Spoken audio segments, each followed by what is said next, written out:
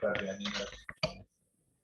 Book launch ceremony. So the title of book is The Role of Mosque in Building the Religious Community.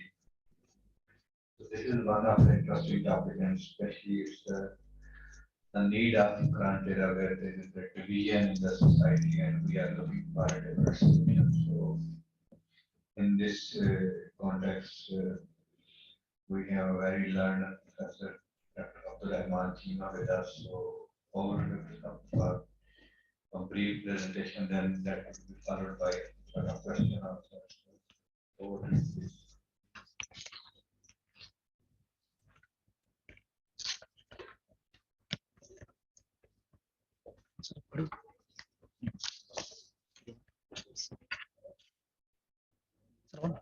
Yes.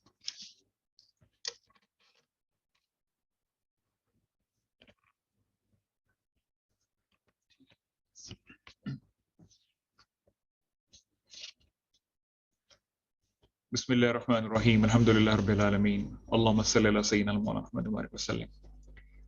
बहुत शुक्रिया नदीमुल हक साहब का गोगे वो यहाँ पे नहीं है, नासिर इकबाल साहब का पाइड मैनेजमेंट का फॉर होस्टिंग दिस सेरेमनी.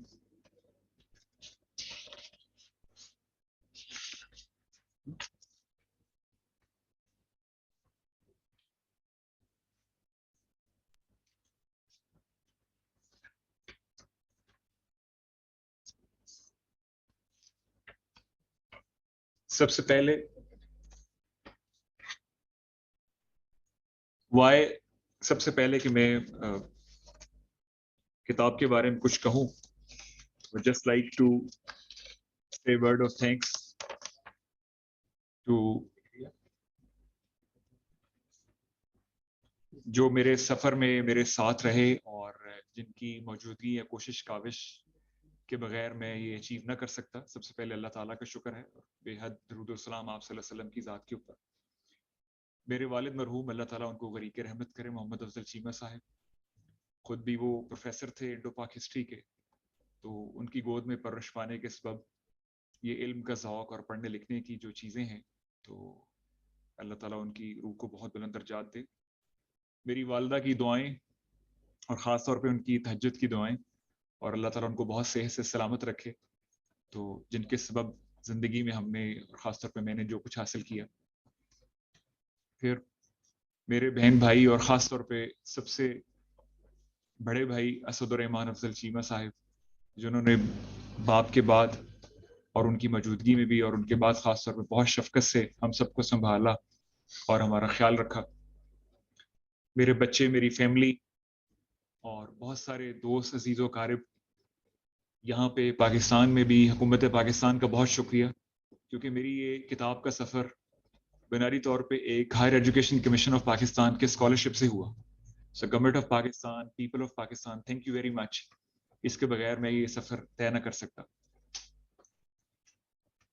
वैसे यूनिवर्सिटी के अंदर बहुत सारे कोलीग, रफ़ाक़ाकार, इब्रार साहब तशरीफ़ लाए हैं, बहुत शुक्रिया आपका. ख़ास तौर पे मुराद अली, वो आज नहीं हैं, वहाँ मौजूद हैं, उनका बहुत शुक्रिया. बाबर सईद साहब, जुल्फ़कार भट्ट साहब, इसी तरह बहुत सारे दूसरे दोस्त जो आज शायद ऑनलाइन ज्वाइन कर सके, उनका बहुत शुक्रिया कि उन्होंने अपनी मोहब्बत से वक्त गुजारा.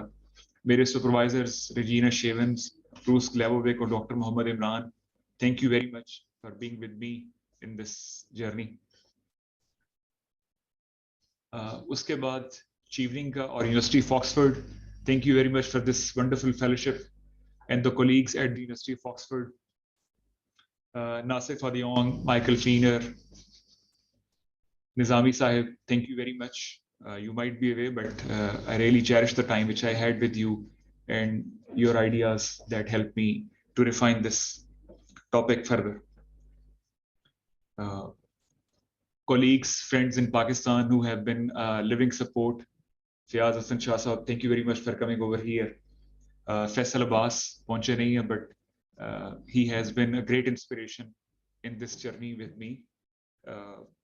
Book लिखने के दौरान बहुत से moments ऐसे आते हैं once you are almost give up. So Faisal Abbas has been a wonderful friend to steer me. You are here. Thank you very much to go ahead with this journey with your continuous encouragement. And many others which I cannot name. Nadeem Ahmed Sahib, Ali Kamal Sahib, colleagues at the Ministry of Planning right now, and many other friends and the communities with whom I spent time while in the field. Thank you very much. So let me say, why a book on the role of mosque in disasters? یہ جو تصویر آپ اس slide میں دیکھ رہے ہیں یہ 2005 کے زلزلے کے بعد بالا کوٹ کی ہے، جس میں مسجد اس کی ساری عمارت گری ہوئی ہے لیکن لوگ وہاں پہ نماز پڑھ رہے ہیں، اور ان نمازیوں کے پیچھے آپ کو ایک بیساکھی بھی نظر آئے گی کہ ایسا کوئی ڈسیبل شخص جس کو چلنے سے مشکل ہے وہ بھی اس نماز میں پہنچا ہوا ہے۔ تو 2005 کا زلزلہ ہم سب کے لیے ایک بہت بڑا ایونٹ تھا، خاص طور پہ as a young man, as an ordinary Pakistan, it was a big event for me as well, کہ یہ کیسے ہوا، کیوں ہوا، مسلمانوں کے اوپر یہ آفت کیوں پڑی، اور اتنے ہزاروں لوگ اس کے اندر فوت ہو گئے، بچے فوت ہوئے، مرد عورتیں سب فوت ہوئے۔ ہماری اسٹیٹ کیا کر سکتی ہیں، انسٹیٹیوشنز کیا کر سکتے ہیں، اور میں اس میں کیا رول پلے کر سکتا ہوں۔ تو جب میں اپنے ان دنوں کے اندر سوچتا ہوں اور پھر یونیورسٹی کے اندر جو پڑھنے کا موقع ملا، تو یہ بات پتہ چلی کہ پوری دنیا میں کوئی بھی ایسی اسٹیٹ نہیں ہے جو کلیمٹیز کو پوری طرح سے کنٹرول کر سکے یا اس کے ریلیف، ریسکیو، ریہیبلیٹیشن یا ریکنسٹرکشن کو پوری طرح سے مینیج کر سکے۔ اس کو نیچر کہیں، اس کو خدا کی طرف سے آزمائش کہیں، but they have just an ability to outnumber, to outsource all of us. ساری دنیا کے وسائل بھی اکٹھے کر لیے جائیں تو scale of calamity can be so big کہ اس کو مینیج نہیں کر سکتے۔ So we have to think of some ways، اور پوری دنیا اس میں بہت دیر سے سوچ رہی ہے کہ we have to think of some ways جس کے ذریعے ہم اپنی کمیونٹیز کو، اپنی سوسائٹیز کے اندر ریزیلینس اور وہ اسٹرینتھ بلڈ کر سکیں۔ ہم ان آفات کو مکمل طور پہ روک نہیں سکتے، لیکن ہم اپنی سوسائٹیز کے اندر کس چیز کو اپنے ریسورسز کے اوپر زیادہ تر ان سائڈ وے لک کر کے اس کو اسٹرانگ کر سکتے ہیں۔ تو یہ سوچ تھی، اسی سوچ کے اندر ہمیں معلوم پڑا، دیکھا، آبزرو کیا کہ ڈیولپمنٹ کو ابھی تک جو دنیا نے زیادہ تر کنسیو کیا ہے وہ ایک پروجیکٹ اور ایک آؤٹر ایکٹیویٹی کے طور پہ کیا ہے، کہ کوئی انٹروینشن باہر سے آئے گی، کوئی مسیحا باہر سے آئے گا، بہت سارے وسائل لے کے آئے گا، ایک ادارہ کھڑا کرے گا اور وہ ہماری زندگی میں امپیکٹ اور کریٹ کریں گے۔ So but I just wanted to had an inner call کہ کس طرح سے ہماری سوسائٹی کی اپنی اسٹرینتھس اور ریسورسز کے اوپر دیکھا جائے کہ وہ ادارے جن کو کوئی حکومتیں یا کوئی ایسی جگہ کھڑا نہیں کرتی، جو خود سے خود لوگ کھڑے کرتے ہیں، ان کو خود مینٹین کرتے ہیں، اس کے اوپر ٹرسٹ، اونرشپ اور اس کی ریسورس موبلائزیشن خود کرتے ہیں، تو کسی انر ریسورسز کے اوپر ڈران کیا جائے۔ اس باتوں کے اوپر سوچتے ہوئے as a one of the Pakistani and happen to be in Pakistan into Muslim majority country, I looked at the role of masjid, mosque. Being placed into an urban location، جب 2005 کا زلزلہ آیا، مساجد سے اعلانات ہوئے، ریلیف اور چیزیں وہاں پہ اکٹھی ہوئیں، لوگوں نے ان جگہوں کو ویئر ہاؤس کے طور پہ یوز کیا اور وہاں سے ٹرکوں میں حکومت اور لوگوں کے ساتھ ڈال کے متاثرہ جگہوں پر پہنچے۔ تو خیال یہ پیدا ہوا کہ کس طرح سے دیکھا جائے کہ یہ ہماری عبادت گاہ، جس کو ڈگلس نارتھ نے انسٹیٹیوشن کے طور پہ ڈیفائن کیا کہ انسٹیٹیوشن کسی عمارت اور برک اینڈ مارٹر کا صرف نام نہیں ہے، یہ وہ شیئرڈ ویلیوز ہیں، کسٹمز اور ٹریڈیشنز ہیں جو beyond the limit of brick and mortar institution کے طور پہ ایگزسٹ کرتی ہیں، اور لوگ ان کو خود نرچر کرتے ہیں اور اس کو آرگنائز کرتے ہیں۔ اس کو دیکھا جائے تو یہ کچھ موٹیویشن تھی، خیال تھا اس بک کو کنسیو کرتے وقت، اس چیز کو لکھتے وقت، جو بنیادی طور پہ میری ایک پی ایچ ڈی کا ڈسرٹیشن تھا، جس کو بعد میں نے اپڈیٹ کر کے اور ریوائز کر کے ایک بک کی شکل میں آپ کے سامنے پیش کی۔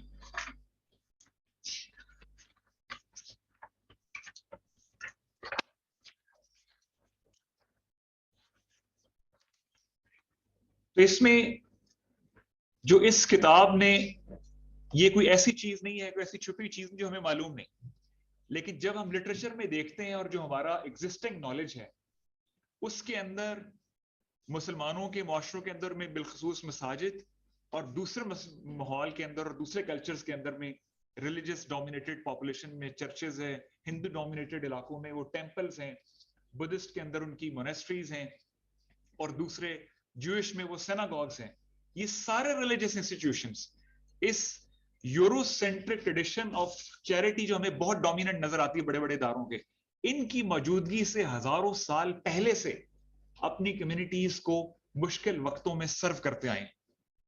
किसी को ज़कात कह दें, किसी को चैरिटी कह दें, किसी को दाना कह दें, मुख्तलिफ ट्रेडिशन एग्जिस्ट करती हैं। This is not a modern day invention, ये बहुत देर से सर्व करते आए हैं।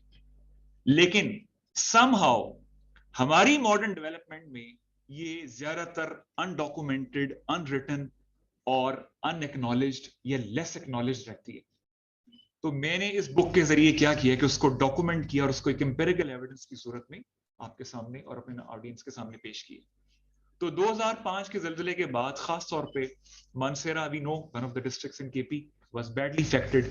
वहां पे मसाजिद ने क्या किरदार अदा किया? सबसे पहले उन रूरल और माउंटेनस इलाकों में जहां पे दूर दराज लोकेशंस थी, और हमें मालूम है कि 3 दिन 7 दिन या 10 दिन तक हमारी हुकूमत के ज्यादातर इदारों को खबर ये थी कि शायद ये मुजफ्फराबाद तक की तबाही उसके बाद नहीं है, वो दूर दराज की लोकेशंस, वहां पे वो रिलीजियस इंस्टीट्यूशंस, मस्जिदें भी और वो ऑर्गेनाइजेशंस जो कि हमारी बहुत ज्यादा लाइमलाइट में भी हैं और इनको बहुत बुरा भी समझा गया, जैसे जमातुद दावा है, उन लोगों ने मस्जिदों से अपने रिलीफ और रेस्क्यू को कैरी किया, लोगों को खचरों पे और अपने कंधों पे उठा के उनको वहां से रिलीफ और रेस्क्यू में उनकी खिदमत की। जहां पे फॉरेन इंस्टीट्यूशंस, नेशनल इंस्टीट्यूशंस, हमारी जो फॉर्मल रिलीफ एफर्ट थी बहुत देर बाद पहुंची। वैसे भी जो इमरजेंसी में किसी भी जो फर्स्ट 72 आवर्स हैं, उसमें जो इमीडिएट रिस्पॉन्डर्स हैं वो बाहर के लोग नहीं होते, वो नेबरहुड और वो कम्युनिटी होती जो एक दूसरे को लुक आफ्टर करती है। इसी तरह से ये तो था इनिशियल, और जो बाहर से लोग जा रहे थे उन्हें नहीं पता यहाँ पे कितने लोग अफेक्ट हुए, उनका जो इनिशियल कॉन्टेक्ट पॉइंट था वो मसाजिद थी। जो रिलीफ एक्टिविटी कोऑर्डिनेट करनी है, कहां कहां पे चीजें भेजनी है, कहां कहां से जख्मियों को निकालना है, कहां भी उसकी जरूरत है, वो हमें पता है कि हम दिन में 5 वक्त मस्जिद में नमाज पढ़ते हैं, जोहर और असर की नमाजें बहुत दिन में होती हैं। तो जो बाहर की ऑर्गेनाइजेशन है, खा वो सेकुलर ऑर्गेनाइजेशन है, खा वो क्रिश्चियन ऑर्गेनाइजेशन है, खा वो मुस्लिम ऑर्गेनाइजेशन है, वो नमाजों के टाइम पे उन लोगों से जब हमने डेटा इकट्ठा किया, मैंने इकट्ठा किया, तो उन लोगों ने बताया कि हम मस्जिद के नमाज के टाइम को टैप करेंगे, क्योंकि वहां से हमें खबर मिलेगी कि हमें एफर्ट्स को कहां लेके जाना है। वो रोल प्ले किया। इसी तरह से सोसाइटी एक बहुत बड़ा सवाल पूछती है, लोग भी, ये हमारे साथ हो गया। आप जितनी मर्जी इफेक्टिव रिलीफ रिस्पांस दे दें, मॉडर्न हॉस्पिटल्स में लेके चले जाएं, इस जहन से उठने वाले सवालात का क्या करेंगे? मेरे बहन भाई, मेरे बीवी बच्चे, जिसे उनके साथ क्या हो गया, ऐसा क्यों हो गया, जिसे हम मॉडर्न जबान में साइको सोशल हीलिंग कहते हैं, उसको पोस्ट ट्रॉमेटिक स्ट्रेस डिसऑर्डर कहते हैं। एक बहुत बड़ा मेंटल हेल्थ का इशू, इतनी बड़े लेवल पे काउंसलिंग कौन प्रोवाइड करेगा? अगेन, ये मस्जिद एक शेयर्ड इंस्टीट्यूशन के तौर पे सामने आई, जहां पे लोगों ने अपने गम को बांटा, जैसे हम कहते हैं गम बांटने से कम हो जाते हैं, जहां पे उसको उसकी इंटरप्रिटेशन दी गई, जिसके जरिए लोग अपनी लाइफ में कम बैक कर सकते हैं, जिसको हम रेजिलियंस कहते हैं, अपने पांव पे दोबारा खड़े हो सकते हैं। और वो मसाजिद के अंदर भी हुई, और वो जो मसाजिद के अंदर रहने वाले लोग थे, वो इमाम थे या वो वर्शिपर्स थे या वहां के जो मेन सर्विस प्रोवाइडर्स थे, वो बाजार में, मोहल्ले में चलते फिरते वो काउंसलिंग उन्होंने वहां भी प्रोवाइड की। तो एक इमेंस रोल है साइको सोशल हीलिंग और काउंसलिंग का, जो मसाजिद ने प्रोवाइड किया। जैसे मैंने पहले अर्ज किया कि किसी भी इतनी बड़ी क्लैमिटी और स्केल के अंदर आपको लोग चाहिए, हाथ चाहिए, जो लोगों की रिलीफ और रेस्क्यू में काम आ सके। वो वॉलंटियर्स कहां से लेके आएंगे? Religion was the main motivation force, और वो मसाजिद के लाउड स्पीकर, वो रैलिंग सपोर्ट बन गए उन वॉलंटियर्स को रिक्रूट करने के लिए। तो ये तो कुछ इसके पॉइंट से इनिशियल स्टेजेस पे। फिर जब लोगों थोड़े से रिलीफ और रेस्क्यू की स्टेज से निकले, रिहेबिलिटेशन और लाइवलीहुड की support I, economic support I, उसमें भी जब लोग मिलते हैं आपस में, कहां पे अपॉर्चुनिटी अवेलेबल है, दे एक्सचेंज इन्फॉर्मेशन। जैसे अभी भी हमारे अर्बन कल्चर्स में ये हो गया है कि अमूमन आप जुमे की नमाज के बाद, नमाज के बाद लोग खड़े होते हैं, 2-4 टोली इधर खड़े, उधर वहां खड़े हुए, और ये across all over the world है। बाहर भी मुझे रहने का इत्तेफाक हुआ, वहां भी कम्युनिटी सेंटर्स के बाद नमाज के औकात में लोग एक्सचेंज इन्फॉर्मेशन करते हैं। वो फैमिली से लेके, नेटवर्क से लेके, इकोनॉमिक इन्फॉर्मेशन से लेके और जॉब अपॉर्चुनिटी से लेके हर तरह की नेटवर्किंग उसमें शामिल है। तो ये भी मसाजिद ने रोल प्ले किया। Last but not the least, ये आखिरी जल्जला तो नहीं है, अल्लाह करे कोई भी ना और आए, लेकिन जो हमें साइंटिफिक इंफॉर्मेशन है, हमारे बहुत सारे एरियाज साइज्मिकली एक्टिव हैं, फॉल्ट लाइन पे बेस करते हैं, अर्थ को एक ही चीज है, फ्लड है और क्लाइमेट चेंज ड्रिवन और इवेंट्स आ सकते हैं। प्रिपेयर्डनेस, डिजास्टर प्रिपेयर्डनेस, कैसे आप रिस्क को मुकम्मल तौर पे खत्म नहीं कर सकते, लेकिन आप उसको मिटिगेट कैसे कर सकते हैं। यहां पे फिर वो इंटरप्ले था फेटलिस्टिक नॉन फेटलिस्टिक का, जिसके अंदर हमारे लिटरेचर ने ज्यादातर इसको क्लासिफाई किया है बड़ी नॉमिनल और सुपरफिशियल इंफॉर्मेशन के ऊपर, कि जब हमारे लोग रिस्पॉन्ड करते हैं कि ये अल्लाह का हुक्म है तो समझते हैं कि ये फेटलिस्टिक है। मेरी इस रिसर्च की फाइंडिंग्स में आया है कि वो लोग जो ये कहते हैं ये अल्लाह का हुक्म है, अगर आप उनके अंदर डीप डाइव करके देखें तो वो पैरेलल प्रैक्टिस फॉलो करते हैं। वो एक तरफ अल्लाह का हुक्म इसको कहते हैं और उसके साथ साथ जो वसाइल और इख्तियारात उनके अपने पास हैं उसको यूज करते हैं to save themselves from the impending losses which can happen to them because of a disaster or a calamity. ये एविडेंस सभी लिटरेचर में स्केर्स है, क्योंकि हमारी ज्यादातर रिसर्च बाहर के लोगों ने कंडक्ट की है, वो सोसाइटी में पूरी तरह से ग्राउंडेड नहीं होते, तो वो अपने इंटरव्यू क्वेश्चन से ये जो पहले क्वेश्चंस करते हैं उसके जरिए जस्ट वो this carry this superficial answer कि ये तो अल्लाह का हुक्म है। वो उसके साथ वो नंबर ऑफ एक्शंस नहीं देखते जो वो लोग ले रहे होते हैं concurrently simultaneously. So this research, this book provides an evidence कि हम religion को, all the actors को एक one sentence से brand और blanket नहीं कर सकते कि ये fatalism को promote करता है। Yes, there are instances, but they're very few. Most of the respondents in my research, they said कि ये अल्लाह की वजह से हुआ है, but they were not fatalistic while coming to their actions to mitigate those losses.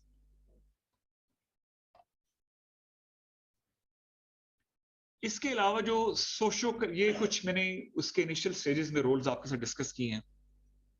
कुछ और aspects में, कल्चरल सोशियो इकोनॉमिक एस्पेक्ट्स में मस्जिद की सर्विस क्या रही है, उसके अंदर मस्जिद ने उस गेट कीपर का उस गैप को ब्रिज किया है जो कि लोकल कम्युनिटी और इंटरनेशनल कम्युनिटी के दरमियान हो जाता है। एज वी नो, जब इस तरह की बड़ी सारी चीजें एट स्केल होती हैं तो पूरी दुनिया से रिलीफ और रेस्क्यू टीम्स पहुंचती हैं, but then there is a big gap. कौन सी चीज इस सोसाइटी के अंदर सेंसिटिव है और उसे कैसे डील करना चाहिए, जिसे हम गेट कीपर्स का कॉन्सेप्ट कहते हैं। तो मसाजिद ने वो गेट कीपर्स और उस कल्चरल अंडरस्टैंडिंग को, जो कि बहुत शॉर्ट टाइम में रिक्वायर्ड होती है उसको ब्रिज करने के लिए, तो फेथ लीडर्स ने, रिलीजियस लीडर्स ने उस गैप को ब्रिज करने में अहम किरदार अदा किया। शेयरिंग इंफॉर्मेशन हुई, जेंडर का किरदार हमारे लिए बहुत अहम है और हमारा एक मेन डेवलपमेंट एजेंडा भी है। Yes, mosque as such in my study was not a promising place for women inclusion. क्योंकि हमारे मस्जिद में नमाजों में औरतें तो जाती नहीं हैं, लेकिन but once you deep dive, so you find कि वो physically तो नहीं जाती हैं, but there are other ways through which women get that information and they remain very connected.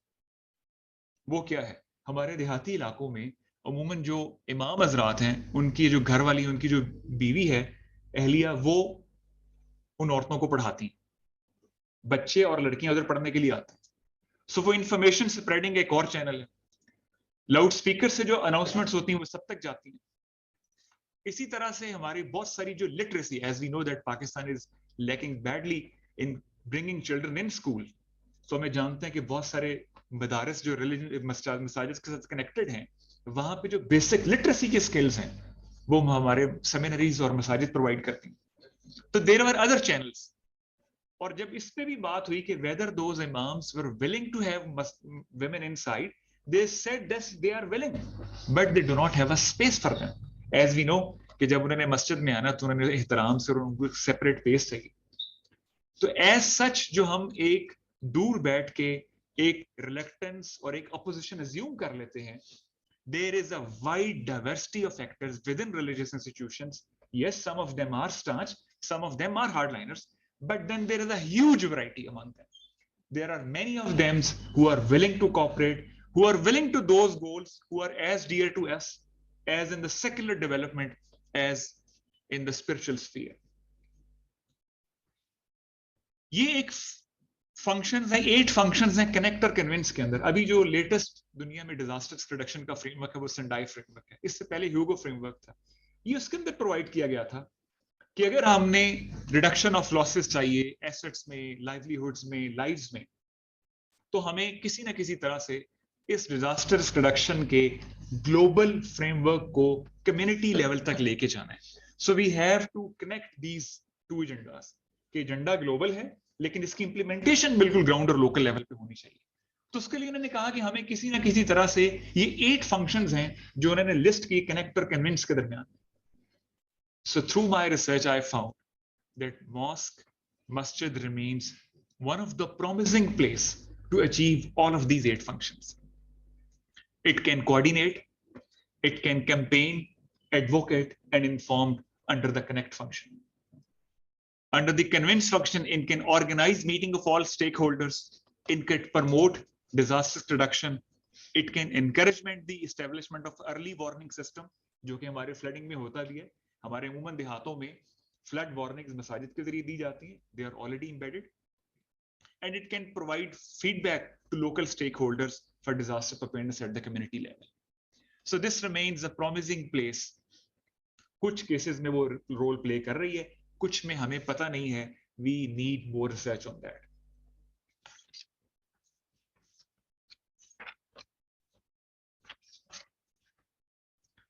Now let me share some of the aspects जो इस book में मैंने cover किए हैं, and they are about कि अगर मस्जिद और हमारे religious institution ऐसी ही promising जगह हैं, तो इनके साथ हमें वो mainstream development में नजर क्यों नहीं आती?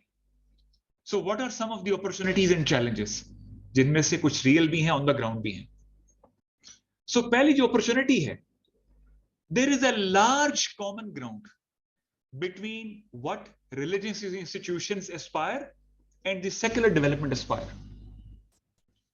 हमें अच्छे घर चाहिए, अच्छी गाड़ियां चाहिए, अच्छे हॉस्पिटल चाहिए, अच्छे स्कूल चाहिए, अच्छा इंफ्रास्ट्रक्चर चाहिए.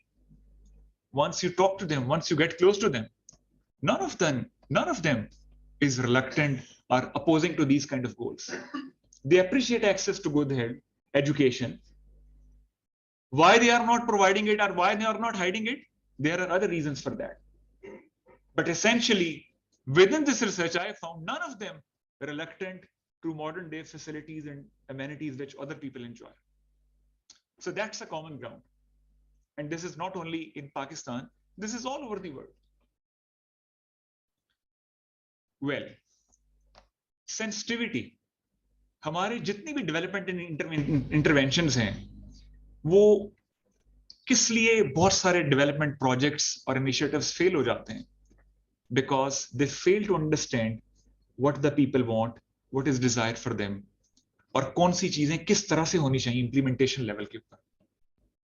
So religious institutions are a sensitive place if embedded, if taken on board during humanitarian development, during humanitarian response and development agendas. They are one of the promising and best places to negotiate those sensitivities.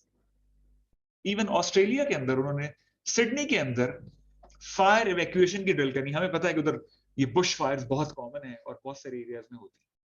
तो वहां के ऊपर जो Muslim majority regions हैं जहां पे ज्यादातर हमारी मुस्लिम पॉपुलेशन रहती है, वहां पे ऊपर अपनी वो फायर ड्रिल्स करते हैं, जो वहां पे वो मस्जिद कम्युनिटी और उसकी कमेटी और उसके साथ मिलकर करते हैं, ताकि हमें पता चले कि अगर खुदा न खास्ते का किसी बुश फायर लगी वहां पे इवैक्यूएट करना है तो खवातीन को किस तरह से हैंडल करना है, पर्दे का लिहाज कैसे रखना है, मस्जिद में एंटर होना पड़ जाता है उसके लिए क्या आपको करना.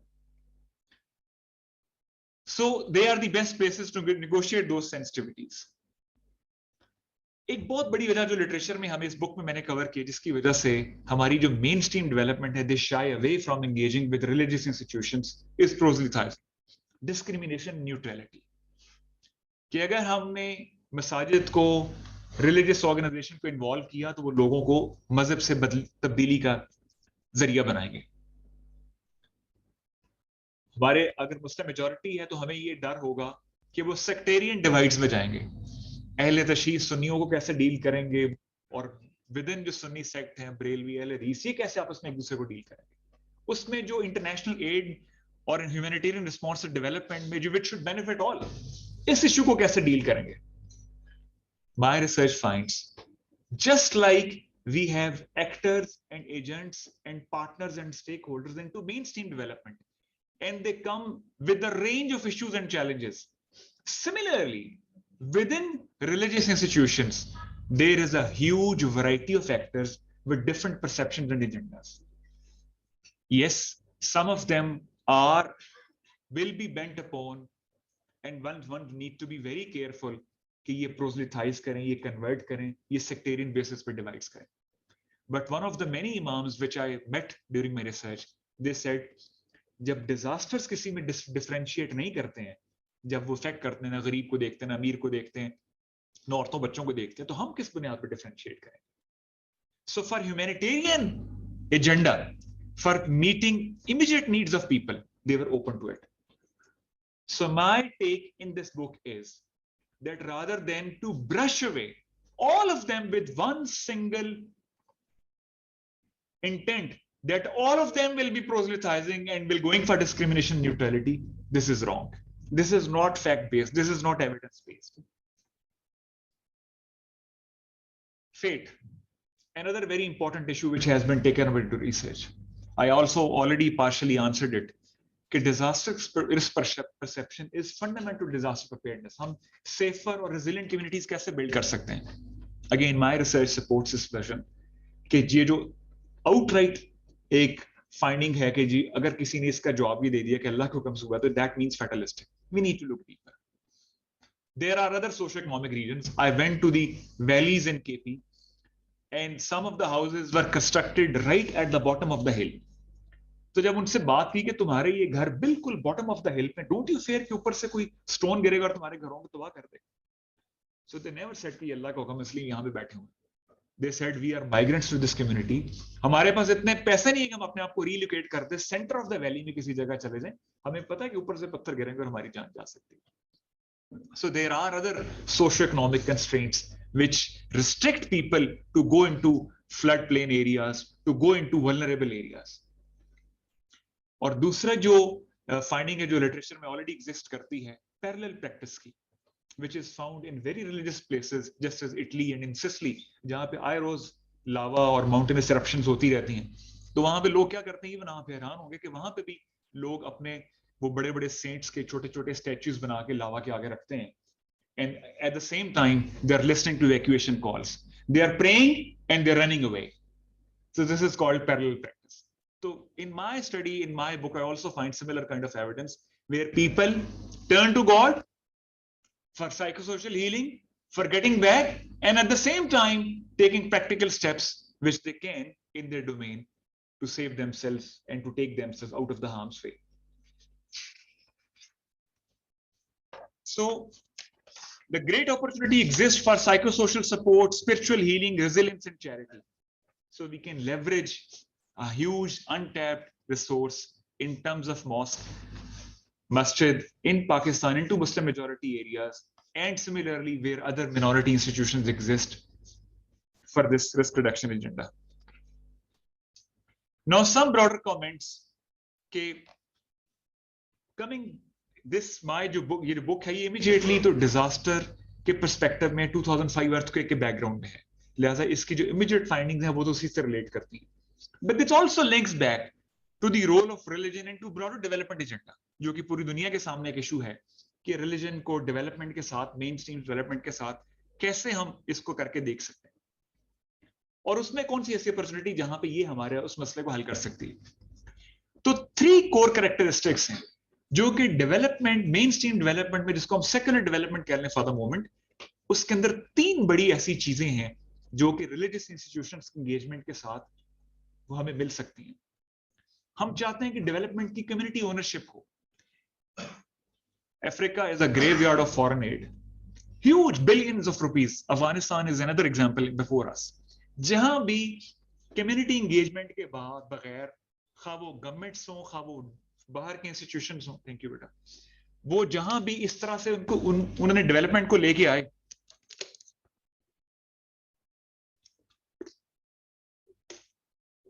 they missed ownership and the impact from that development could not be seen. Trust. इस वक्त पूरी दुनिया में, not only developing countries, even the developing countries, एक बहुत बड़ा ट्रस्ट डेफिसिट है between the state and the citizens. आप वैक्सीनेशन डिनाइल्स को देख लें. Covid is a recent example, we are going through it. पढ़े लिखे लोग हैं, उनको सारी एमेनिटीज अवेलेबल हैं, फिर भी vaccination denials. So we as human beings those who want to build prosperous, inclusive societies, we need some institutions in between who can help reduce this trust deficit. Religious institutions are run by the people, owned by the people, maintained by the people. They can be an important player in reducing that trust deficit, given that religion is not used as a commodity. It is respected. Their values, खा वो मुसलमान हैं, खा वो Christians हैं, वो खा Hindus हैं, कोई भी हैं, उनकी उस रिलीजन को कमोडिफाई ना करें, उसकी उन वैल्यूज को रिस्पेक्ट करें, इंगेज करें, and leverage their position for achieving the social good and the public good. तीसरी चीज सस्टेनेबिलिटी, जैसे मैंने शुरू में जिक्र किया, डिजास्टर्स हो, डेवलपमेंट हो, दुनिया में किसी के पास भी इतने रिसोर्सेज ना है ना कभी होंगे कि जिसके जरिए वो कंप्लीट उसको आउटवर्ड वे से हेल्प कर सके. Always societies and communities have to draw on their inherent resources. Sustainability is a big issue. So those institutions who least rely on foreign aid, Pakistan में भी और बाकी दुनिया में हम जानते हैं, मसाजिद, चर्चेस, दूसरी जगह कम्युनिटीज उनको खुद ही रिसोर्स करती हैं, उनकी जगह को, उनके इंफ्रास्ट्रक्चर को, उनकी सर्विसेज को. So these three key aspects which religious spaces can offer, if taken on board and if engaged well, for achieving those things which I'm coming next. Sustainable development goals are our mainstream development agendas of poverty reduction, hunger, food security, education, gender equality, water and sanitation, climate change, and COVID, and what not. ये सारी की सारी वो चीजें हैं जो secular development अपने आप को समझते हैं कि शायद हमारे एजेंडे में, लेकिन माय रिसर्च सपोर्ट्स कि ये सारी की सारी चीजें religious sectors institutions भी उसी तरह से ऑन करते हैं, and they are willing. There is a wide variety of them. We have found some. इस रिसर्च ने, इस बुक ने कुछ चीजों को अनपैक कर दिया और हमारे सामने लिए. But there are many who could be founded, who could be, अगर हम इस एरिया की तरफ फर्दर रिसर्च में जाएं तो हमें वंडरफुल एग्जांपल्स मिलेंगी जहां पे लोग ऑलरेडी ये सर्विसेज प्रोवाइड कर रहे हैं और हम इन एजेंडास को अचीव करने के लिए इन्हें साथ शामिल कर सकते हैं. Some of the practical suggestions I just thought कि मुझे कुछ immediate करने वाली चीजें भी मेंशन कर देनी चाहिए जो हम फौरी तौर पे कर सकते हैं. मस्जिद की कमेटी होती है, उसमें एक इमाम साहब होते हैं और कुछ लोग होते हैं. किसी भी डिजास्टर की सिचुएशन में जब भी हम एंगेज करते हैं, फर्स्ट एड की ट्रेनिंग वहां पे दी जा सकती है. हम जानते हैं कि सरकारी स्कूलों में भी टीचर्स को फर्स्ट एड की ट्रेनिंग दी जाती है. हमारी पांचों वक्त की नमाज के अंदर अगर खुदा न खास्ता कोई ऐसा वाकया आ जाता है, वहां पे इसकी जरूरत पड़ सकती है. और वो लोग जो मोहल्ले या कम्युनिटी या गली की सतह पे उस मस्जिद के साथ रहते हैं, अगर उनमें से कुछ लोगों को फर्स्ट एड की ट्रेनिंग दी जाए, they will become the immediate responders, and Imam is one of them. Vocational training, we are having a youth bulge, huge issue. There are different incentives of the government कि हमने औरतों और मर्दों को, young को कैसे engage करना है. मस्जिद एक बनी बनाई जगह है, उसका हॉल भी अवेलेबल है, उसमें बिजली भी है, उसमें कुछ जगहों पे गैस भी है, उसकी फैसिलिटीज भी मेंटेन हो सकती हैं. So that's a built place. और वो लोग जिनको दूर लोग बैठे हुए डिस्टेंस ट्रेवल नहीं कर सकते, so we can think on those lines, उनको उसमें एंगेज करने के लिए. यूथ काउंसलिंग, हम कभी सियालकोट के वाकये से परेशान होते हैं, कभी हम सोसाइटी के अंदर उन हार्मफुल एक्ट से परेशान होते हैं जो हम समझते हैं कि हमारे माशरे में नहीं होने चाहिए, लेकिन हम उस परेशानी तक रहते हैं, उस जगह पे नहीं जाना चाहते कि जिन लोगों के साथ एंगेज करने की जरूरत है, जिनके साथ हमने एंगेज नहीं किया. As I said before, कि ये वो ट्रस्ट डेफिसिट है जहां पे अगर हम मेंटल हेल्थ काउंसलिंग की, साइको सोशल हीलिंग की ट्रेनिंग उस मस्जिद कमेटी के मेंबर्स को, उस लोगों को दे सकें जो हमारी सोसाइटी के अंदर कंटिन्यूस बेसिस के ऊपर ये यूथ काउंसलिंग सेशंस कर सकें. स्कूल एनरोलमेंट, मेंटल हेल्थ, अभी Pakistan is very young, but at the time this will grow older as well, and we know that in many of the urban areas जो लोग मस्जिद रोजाना जाते हैं, उनके जो सोशल नेटवर्किंग है वो कितनी बड़ी सपोर्ट है. तो इसी तरह से character building, we badly need it. हमारे यहाँ बहुत सारे पढ़े लिखे लोग हैं, they know, they are very qualified in terms of degrees, लेकिन जो नेशनल कैरेक्टर हम बिल्ड करना चाहते हैं उसके लिए religion and religious institutions provide a wonderful place. Vaccination drives, hygiene, cleanliness, ये वो सारी चीजें एजेंडा है जिसको रिलीजन और रिलीजियस इंस्टीट्यूशंस बहुत अच्छी तरह से इसको ब्रिज कर सकते हैं, सपोर्ट कर सकते हैं. तो ये इसके अंदर एक और प्रैक्टिकल सजेशन है, अक्सर डिस्ट्रिक्ट्स के अंदर एक डिस्ट्रिक्ट डेवलपमेंट कमेटी होती है, जिसके अंदर उस डिस्ट्रिक्ट के अंदर जितनी भी इंटरवेंशंस बाहर से गवर्नमेंट के दूसरे प्रोग्राम्स आते हैं, उसके अंदर सारे लाइन डिपार्टमेंट्स बैठते हैं. आई एम येट टू सी कि उन जगहों के ऊपर रिलीजियस प्लेसेस के अर्बन स्टेटस को भी कभी शामिल किया गया, नॉट टू माय नॉलेज, कि आपके डिस्ट्रिक्ट के अंदर, सब डिस्ट्रिक्ट के अंदर, आपकी यूनियन काउंसिल के अंदर ये वाले तरक्कियात प्रोग्राम आ रहे हैं, पानी के, सेहत के, तालीम के, एनरोलमेंट के, वो उस जगहों के ऊपर मुसलसल बैठे.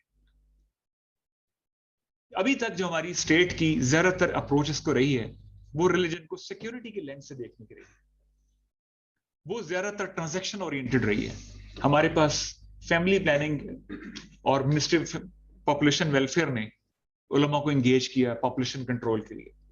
कोविड के पर्सपेक्टिव में उलमा को एंगेज किया वैक्सीनेशन ड्राइव्स के लिए. ये, और जब भी उन्होंने एंगेज किया, ये 2001 के बाद जब पाकिस्तान में बहुत सारी दहशतगर्दी आई, उस वक्त भी उनको एंगेज किया. But I just want to see, मेरी सजेशन ये है कि इसमें ये एंगेजमेंट ट्रांजैक्शन ओरिएंटेड और आइसोलेटेड ना हो, ये रेगुलर बेसिस के ऊपर एंगेजमेंट हो. सो देन वो जो ट्रस्ट डेफिसिट पहले है और जो सोशल सर्विसेज और जो सेक्युलर डेवलपमेंट एजेंडा में अचीव करना चाहते हैं इन टर्म्स ऑफ एजुकेशन, हेल्थ, हम उसको ब्रिज कर सकते हैं.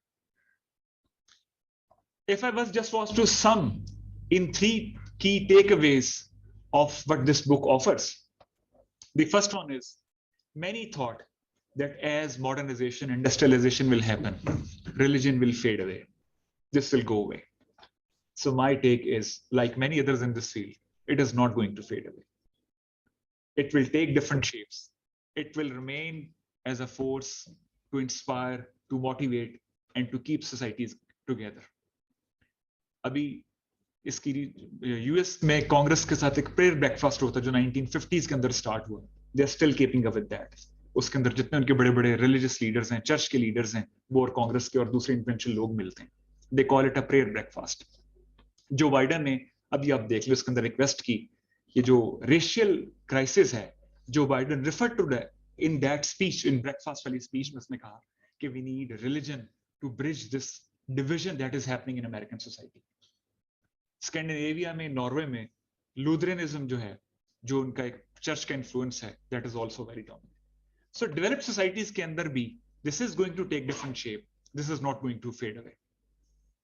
अगर ये फेड अवे नहीं हो रहा, and this is there, so whether some of us are different ideas, then the mosque and the faith-based organization, religious organization, is a huge untapped resource.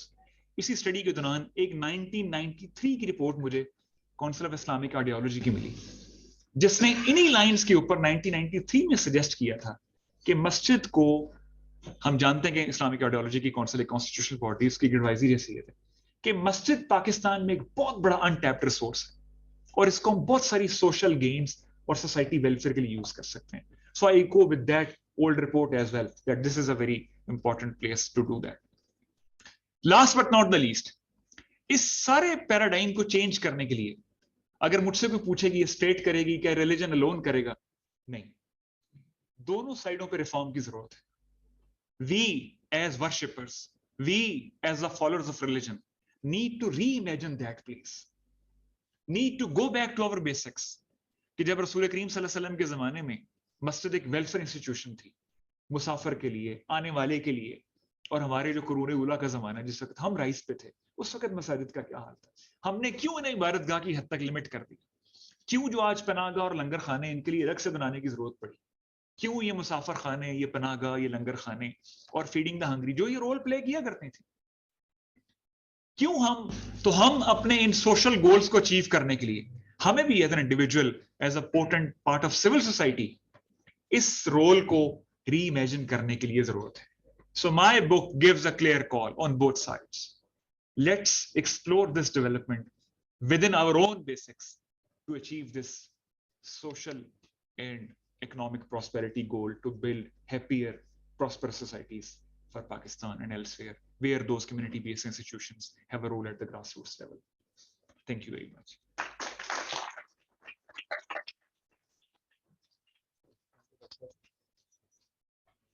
Thank you, Dr. for an excellent presentation and highlighting the role of mosque. The floor is open for questions. Yes, please. Thank you very much. Mike. Am I audible? Mike. Online नहीं जाएगी आवाज आ रहा है. Mike.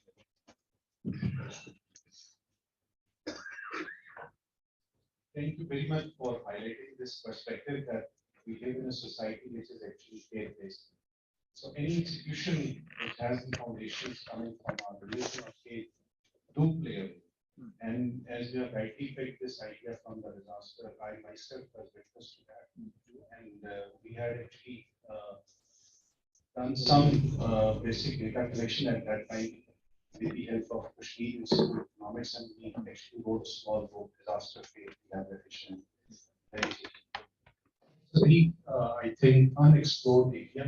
My question is that do you propose that it's a system which is going to run parallel to the existing political system, where also people are basically choosing their representatives to solve their common problems, which are basically reflected through expenditures and others? Or is it something which is over and above that, which can run parallel to that, not going into the limits or boundaries of where there is, let's say, or so-called development involved, and this is more on the side of the social values, norms, and ethics. Thank you. Thank you, Doctor. A question online and then we'll come back. Okay. First, then you.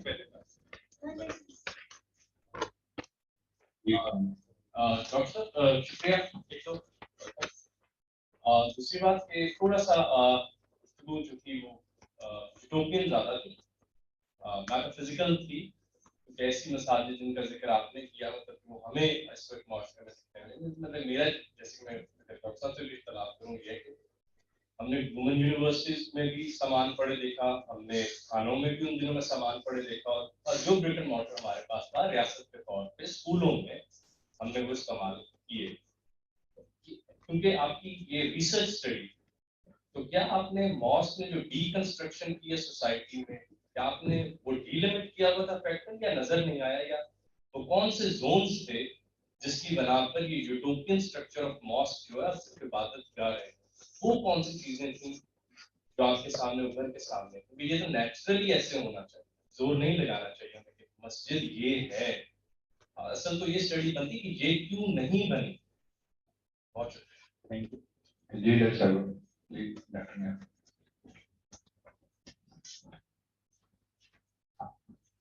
मेरा सवाल जो है वो कुरान के सवाल से बिल्कुल जोड़ रहा है. आपने अपने टॉक के एंड में बहुत सारे बायस बोले कि ऐसा क्यों हुआ, ऐसा क्यों हुआ. I would really like to know कि आपका इस बारे में क्या ख्याल है कि ऐसा क्यों. What Khurram asked. What you mentioned towards the end of your presentation. कि मस्जिद क्यों जो उसका जब हम न्यूज़पेपर जो था वो उससे क्यों हट गई, क्यों मस्जिद का वो कंसेप्ट है कि हमें रिकमेंडेशंस देनी पड़ रही हैं कि जी ये चीजें होनी चाहिए. तो ये स्टेटमेंट कैसे पहुंची और क्यों पहुंची. आपने इनमें काफी सारे सवाल खुद से रेज किए, तो मैं सब आप उस पर पहुंच जाता. Thank you. I think there are, like, the main question is that if we consider masjid as an institution, then it has a very broader role in terms of engaging communities, in terms of providing them some sort of space where they have choices to speak and to learn. But what we think, as Khurram mentioned, and I have also mentioned, that the role of this mosque is very limited. Just now we consider it as a place where we have to visit and offer some prayer, etc. There's nothing more than that. So this is the fundamental question, and if we go back to our Islamic history, then at the very initial phase, the concept was very broad. Even women regularly visit the mosque, and they were allowed to offer prayer in the mosque, and there is no prohibition at that. And it was a place where there was a political discussion, where there was a social discussion, where there was some sort of gathering. Each and everything was just like a platform that gives every type of discussion. If we assume again that role, then probably we can think of this broader question of development, whether how we can make sure that this institution is an inclusive institution in terms of creating a resilience and in terms of creating a sustainable development. Over to you, Dr. Thank you very much. Hello. आवाज आ रही? Yes, sir. अच्छा, चलिए, let me. Hello, hello, hello, hello.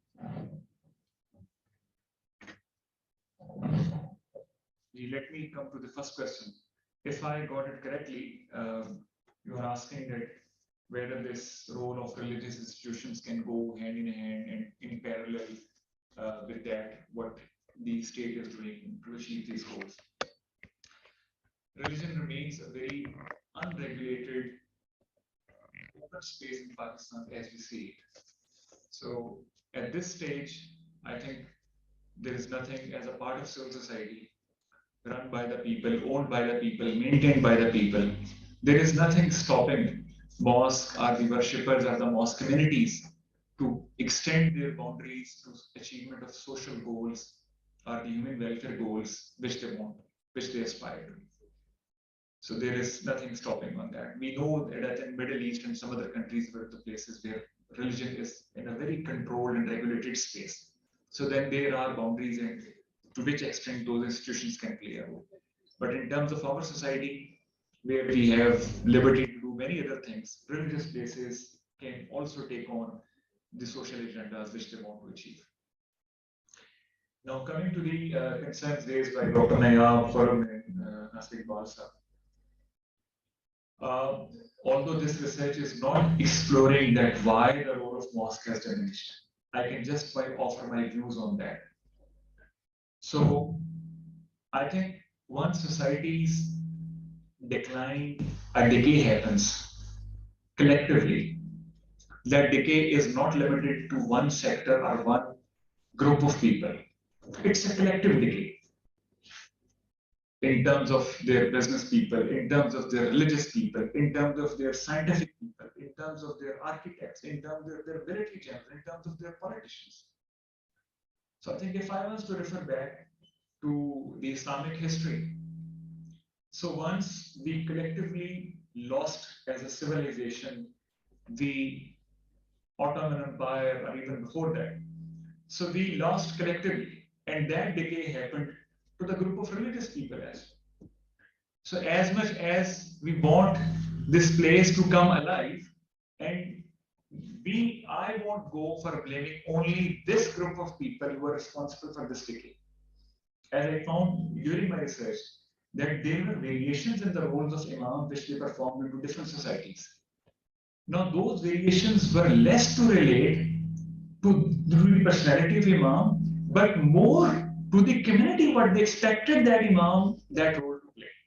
For example, in one of the places which I went in Mansera, so some of the imams, they said, we connected those people who were bringing relief goods, but we did not distribute those relief goods to people by our own hands, because our community thinks that this is none of the roles of the imam. In other cases, I met some imams who actively went to distribution of relief goods. Even they called their own people, some business people whom they were connected and they thought they are very generous, to send those relief goods to that place. In one of the places, some imams were so open, they were working, one of the imams were actually working with a USAID project on school enrollment in Mansera.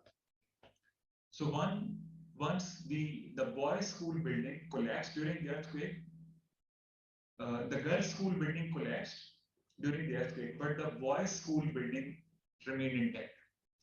So once they were over with the relief activities, the imam was part of the parent-teacher council of that area, union council. So they sat together and they said, our boys are going to school, but our girls are missing out. So they said, after Fajr until Zohar, the mosque is free. So they shifted that primary school of boys. They vacated that building and brought those boys to masjid and shifted those girls whose buildings has collapsed to the boys' school. And that remained for over a year till the time the school building was rebuilt. So this difference in roles, I think this is collective.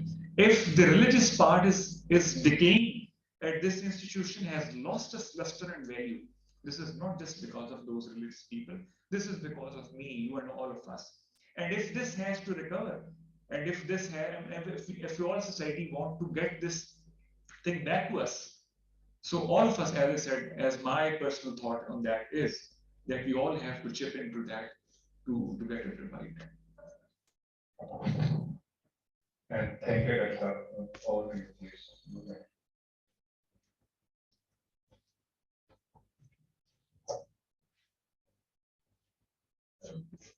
Thank you very much for this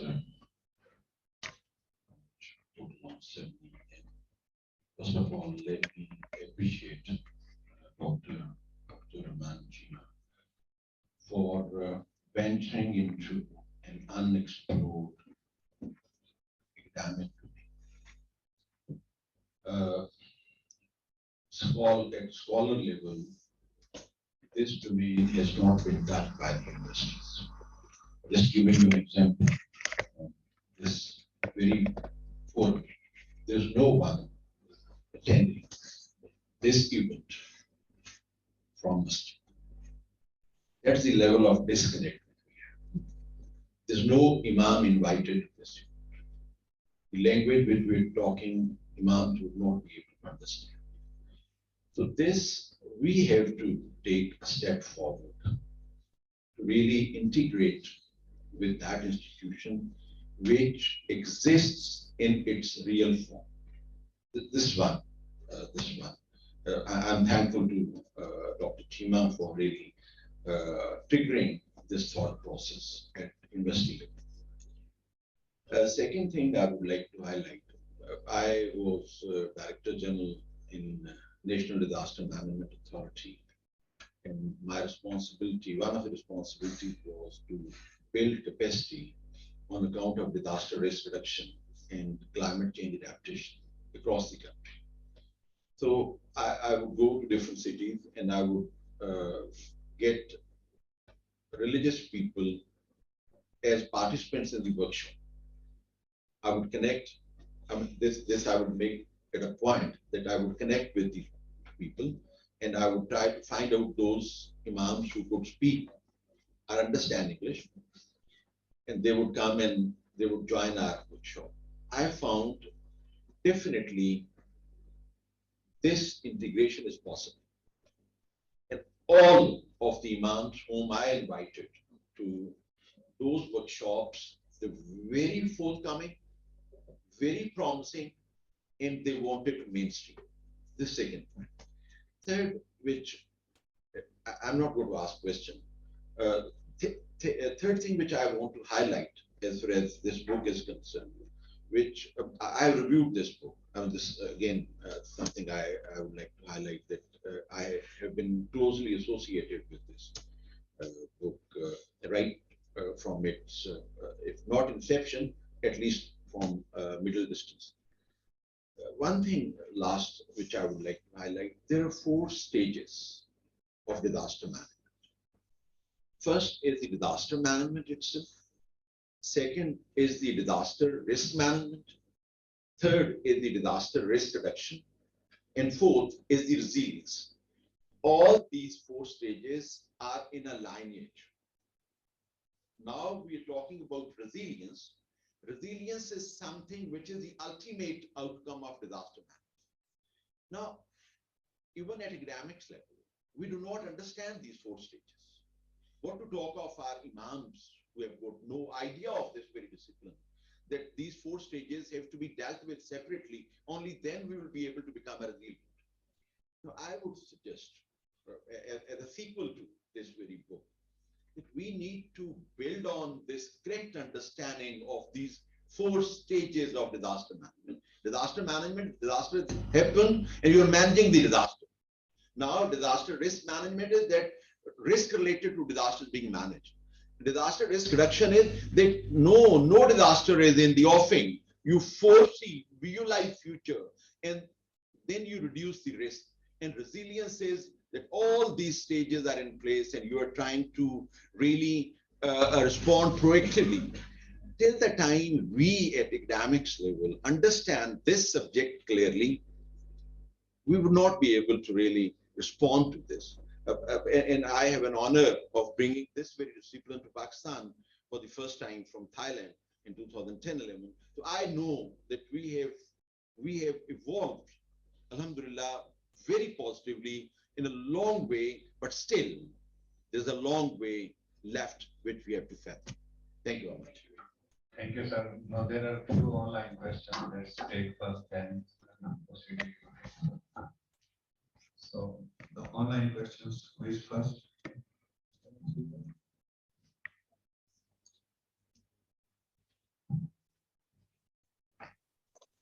Anyone from the, please ask your question very briefly, so we can take one by one. मेरी आवाज आ रही है जी? Yes, are you? आवाज आ रही है? जी आ रही है sir, बोलिए सर। अच्छा, थैंक यू वेरी मच जी, बहुत अच्छी प्रेजेंटेशन थी और आई थिंक ये एक ऐसा एरिया है जिस पे हमें मजीद काम करने की जरूरत है। एक छोटा सा सवाल है, I am a very firm believer in this thing कि हमें मस्जिदों को और मदारस के जो बच्चे हैं इनको मेन स्ट्रीम के साथ इनको एंगेज करना चाहिए, उनको उधर लेके आना चाहिए। ठीक है, करिकुलम ठीक है कि उनका curriculum English math all that वो करें, लेकिन इसके अलावा जो मेन स्ट्रीम की यंग यूथ की एक्टिविटीज हैं उसमें भी हम इनको इन्वॉल्व करें। तो लेकिन मेरा सवाल ये है कि पाकिस्तान में जो मसाजिद हैं मोस्टली हमारे देहातों वगैरह में they are based on sects, तो सब सेक्ट्स पे बेस्ड होती हैं। जी जो बंदियों की मस्जिद है, जो बेलियों की मस्जिद है, जो वहाबियों की मस्जिद है। मेरा अपना गांव जो है वहाँ पे हम छोटा सा विलेज है, लेकिन वहाँ पे 3 मसाजिद हैं। तो आपकी जो बुक से तासुर ये मिलता है कि एक mosque as an institution is probably a homogeneous entity. तो how do you look at it कि ये जो सेक्ट वाइज डिस्ट्रीब्यूशन है या जो I mean intersect, I don't mean Sunni शिया, वो और चीज है, इंटरेस्ट सुन्नी। तो उसको आप कैसे देखते हैं? कराची में आपको पता होगा कि ये बहुत बड़ा एक इशू था कि मसाजिद के कब्जे करने, दो बंदियों की मसाजिद को बेलवी कब्जे कर रहे थे, बेलवियों की मसाजिद दो बंदी कर रहे थे। तो ये एलिमेंट जो है वो आपके में कहाँ फिट होगा? हम ये तो नहीं करेंगे कि इंटरसेक्ट कॉन्फ्लिक्ट को क्या करें, अगर वेट कर देंगे कि जी इसको इन्वॉल्व करो, वो कहेंगे जी मुझे इन्वॉल्व करना तो उसको भी करो, फंड देना तो सबको दो। तो I just wanted to have you, thank you very much. Thank you so much. Is there any question from the Zoom? We can take that.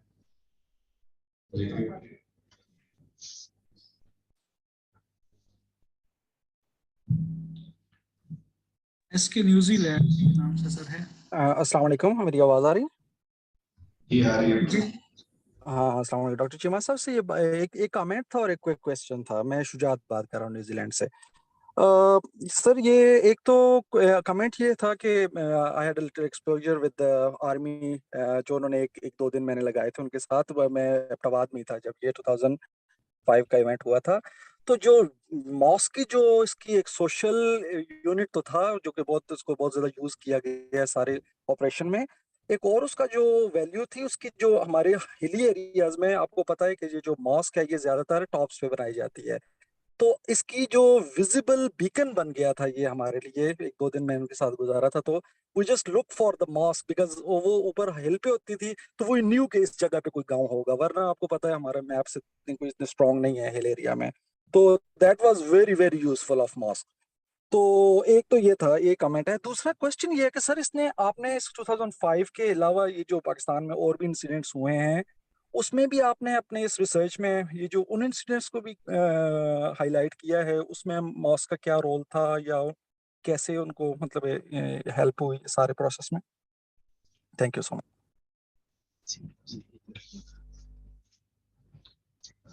Ji Khalid, first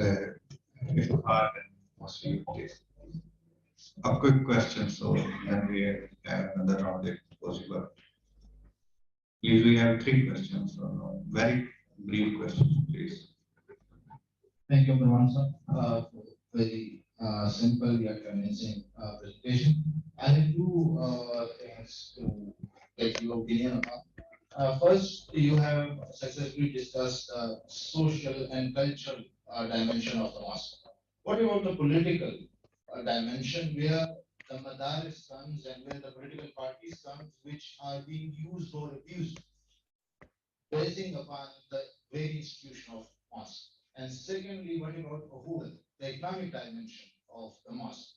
So if there is any further revision or the further edition of this book, I would definitely like to have your input on their side.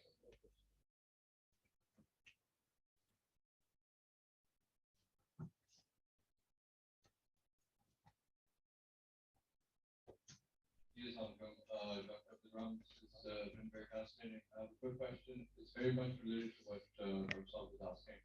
And this is about, you talked a little bit about the deficit of trust between the state and the citizens, but what about the deficit of trust between mosques and the citizens? I mean, looking at our current socio-economic landscape in Pakistan, we see mosques being used in very politicized way to create divisions and hatreds among communities. How do you think we can mitigate that? How do you think we can initiate a process of reform among the various Islamic communities of Pakistan so that we promote a culture of inclusivity and tolerance and anti-extremism? Thank you. Thank you. Last question, please. Do you get some?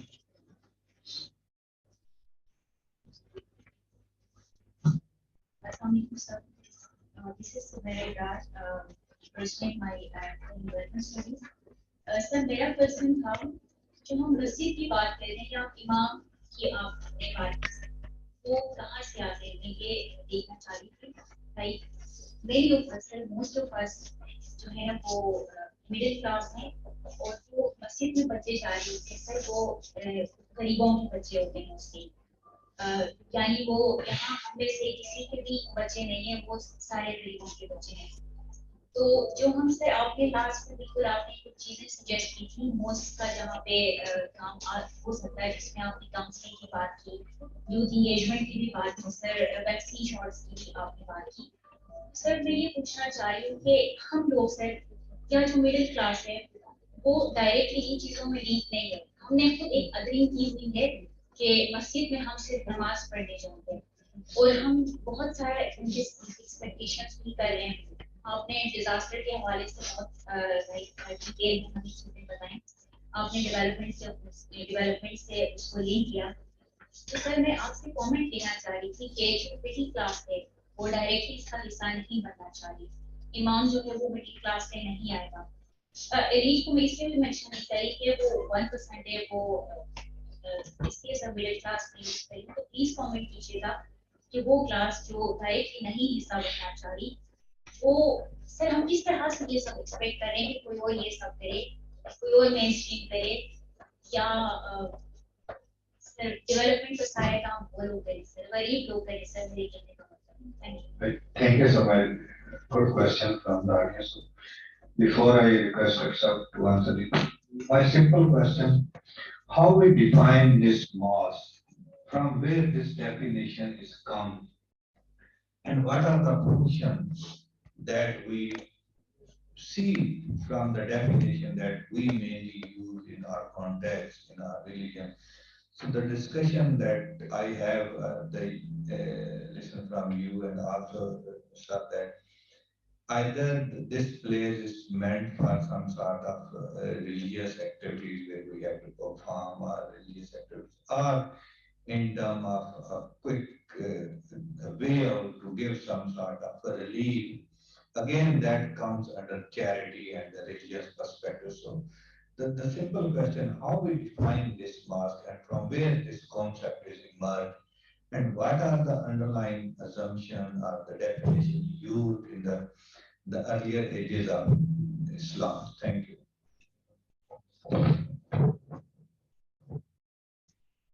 Thank you very much. I think I have 6 questions to answer, so let's start from the 6th one so that people have in memory what we are talking about. So first of all, what is the definition of mosque? I think the current definition of mosque is what the mosque is doing right now. So if you ask me the today's definition of mosque, yes, mosque by definition, by reality, with a reality check, is only a worship place in most of the places. From where we can chart out our way to go there, how to leverage mosque, how to expand its functions. I think we have a brilliant history, Islamic history, Muslim history, that tells us that what mosque role performed, to what extent it can go. And that also gives us an idea to what extent it can go. But it can, because this has not been installed from anywhere else. This is how we have evolved, we have set up our mosque. So we are the drivers, we are the navigators. It can go as far as we would like it to go. The place is open, the choice is ours, the decision is ours.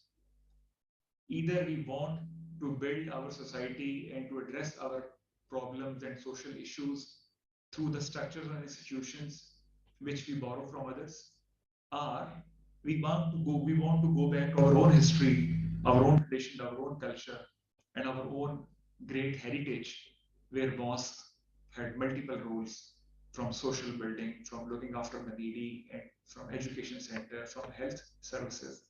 Even now, what the figures are, around 30% of the world education institutions have some kind of the religious or faith-based in origins. 40% of the health services all across the world are coming from the faith-driven and religious perspectives. So mosque is as wide as we want to make it. Now coming to the fifth question, which that lady asked about middle class or गरीबों के बच्चे मस्जिद में नहीं आते. I think that's an urban perspective. We have a large rural base. So yes, those kind of functions and those kind of affiliations are not that much into urban areas. But if you go to the rural or less areas, just one of the examples came from Raftabad, from the large places where the poverty is, you can find much more active role of those places where people have less differences in terms of income disparity, in terms of status disparity, coming to mosque and to the attached seminaries and getting those literacy and numeracy skills, including both boys and girls.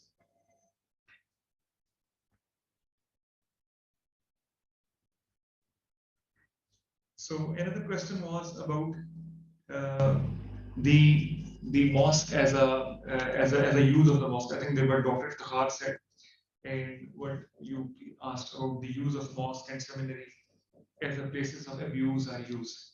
Yes, surely. Mosques are not run by superhuman beings. Just like many of us into very, very noble professions do all kind of those things which society would not approve it. Mosques, all the people coming from religion also come from the same blood and flesh. They are as tempted to those places by the human attractions and greediness which we all have. Here comes the role of the state. That what should be the criteria of engaging with that? The criteria, in my suggestion, is service delivery. Those actors, those people who can best serve the people, be it be education, be it be health, be it be psychosocial healing, be it be giving a role to women, be it gender equality, the best in service should be the one to be promoted, to be taken along, to be adopted, to be coalesced. Yes, those should be partners. Those who are in the best interest of the society as human beings and the kind of society we want to build on. Yes, I totally acknowledge the use of mosque as a place of harboring those kind of things which we society ever do not approve it. And similarly, as I clearly said, that we have to be very careful, be it the mosque or other places, religion, faith is not to be commodified. It has not to be sold as it does. This is a very sacred trust. We have to use it for the service of human beings, for the service of society. One of the online questions was about the role of the mosque in other situations. Yes, this book is by Shujat. So thank you, Shujat. This book is primarily about the role of the masjid and mosque in the aftermath of 2005 earthquake. But once I was finishing and writing this book up in recent years, so I brought in the perspective of COVID and some of the randomized controlled trial experiments done and undertaken in Pakistan very clearly came out that the places where masjid and faith leaders and imams were involved to disseminate about vaccination, about keeping social distancing, their followership has a much stronger adherence to that and acceptance to that. Where the notion was that this has been decided by the National Command and Operations Center and the representative of all the faiths and religions and the big leaders who were convened by Imran Khan and Arif Alvi in the big places. By those notions, people were not were responding to that. But once those messages traveled down and spoken out by the faith leaders and imams in local communities, they had much better adherence because people could relate to them. The grand slogans and the grand messages which are coming from the hi-fi places, they were not adhering to. And this was the results of our city that was carried out. Another online question was that Muslims within their societies have various denominations of sects, Wahhabis, Brahmis. If we want to mainstream that, how? Yes. The idea behind this book is not to go for a unification and one interpretation of Islam. This is not, and that's not what I'm suggesting. I'm suggesting is, through this book, is that the common agenda that is a common denominator is human development. Be it be education, be it be health services, be it be school enrollment, be it be gender equality. And the beauty of the argument is that many of the imams and the mosques which I talk to, they are quite accepting and welcoming to this idea of this human progress which the secular development wants to achieve. They are willing to partner. They are willing to come forward. So we are not suggesting through this book that we will come up with one unified interpretation of one sect. No. The idea is to go for a realistically pluralistic and inclusive society where each individual has full potential to prosper and where there is a room for dialogue and to exist. So the main argument behind, if I ask you what is civil society, many of the people will think of many NGOs, but hardly would anybody will think of religious institutions and faith-based organizations. So we really want to go for leaving no one behind. So why leave religious institutions behind? The range of difficulties which we face in dealing with all those institutions who are not religious. So there is a large variety and complexity. Much of this remains unexplored. And I've just in this book has tried to explore some of them. Thank you, Dr. for a very comprehensive discussion on the role of mosque. So this discussion between the secular versus non-secular always create some sort of religion rather than like keeping them in a one unit. So if you mention that one unit is non-secular and they do some sort of activity that the secular people want to them, so it might not help to bridge the gap that the trust you are mentioning. So maybe you can rephrase this term in a much better way where they can actually feel that we both have a single objective of development rather than keeping two different elements. So we'll stop there. We thank you so much for all of you. Tea is ready at the rooftop. So all are invited for tea as well as like a cake cutting ceremony for our Christian brother. Thank you so much for joining us.